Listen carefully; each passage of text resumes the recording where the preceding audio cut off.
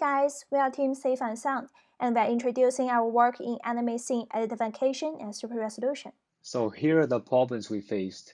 We got a movie, how to understand the information in the movie frame and use the information to find the scene. And after understanding this kind of information in the image, and how to solve the real-time problem. And in the end, how to improve the resolution of an anime movie.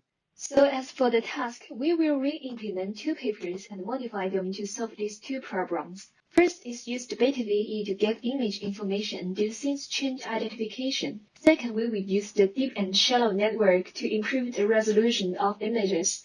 After filtering the identical frames in the dataset, we have about 10,000 unique frames.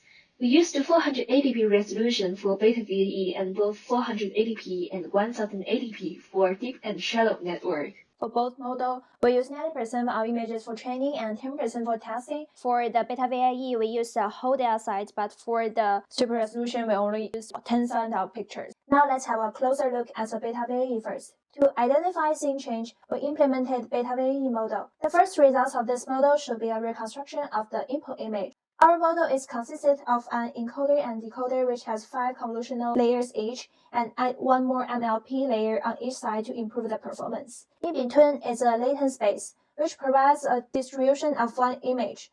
We use the distribution to decide the mean vector and the log variance which is needed to calculate the KL divergence.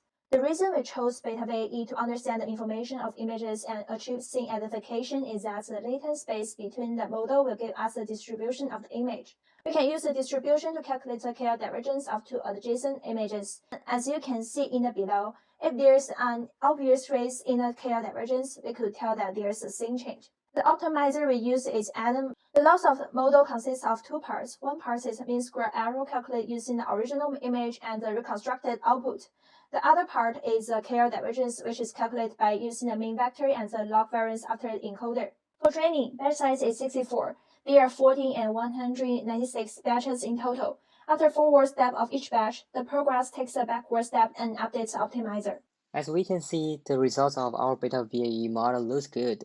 For the MSE loss, KL divergence loss, and total loss, they are all better than the beta VAE. And we can see for the beta value 0.25, our model is much better than the baseline.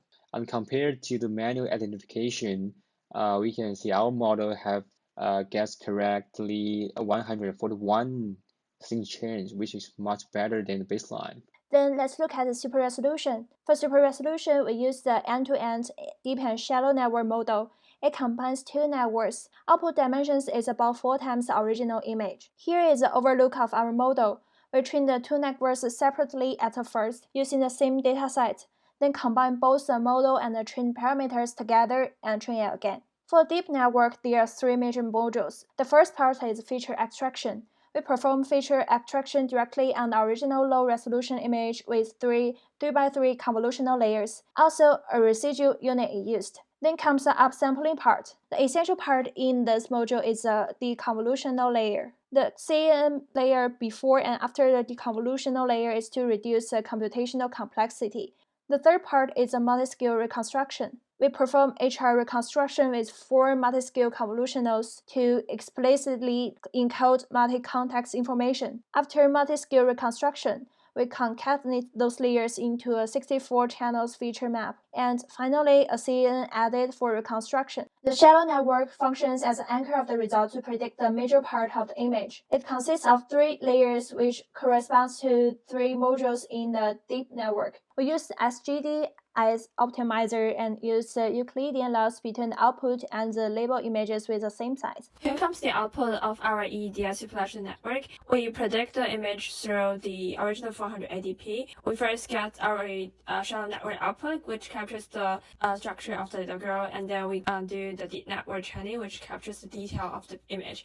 And then we get our final result, which is on the right, by combining the deep and shallow network together through addition. And we also find out why we need both the deep and shallow network. As we can see, the deep network can capture more details. So we got 3 main conclusions. First is that the beta VAE rebuild beat the performance of baseline VAE as expected.